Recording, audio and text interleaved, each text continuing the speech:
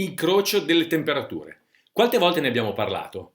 Penso di averne parlato spesso e volentieri, soprattutto parlando di scambiatori di calore a piastre, ma ne ho anche accennato parlando di scambiatori a fascio tubiero. E spesso ho detto che l'incrocio delle temperature è un tipo di scambio termico per il quale l'ideale è utilizzare scambiatori a piastre. Perché? Guardate questa pillola video.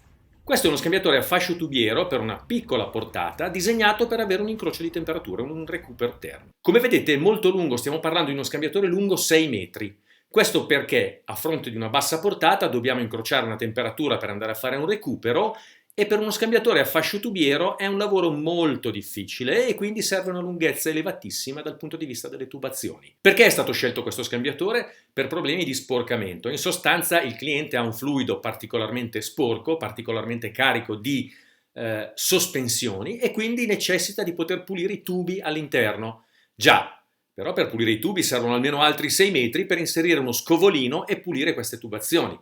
D'altro canto non esisteva un'alternativa, utilizzare uno scambiatore a piastre avrebbe significato una manutenzione troppo intensiva o comunque con tempi molto ravvicinati. Però chiaramente questo video fa meditare, vero? Meditate gente, meditate come diceva qualcuno. Buona giornata.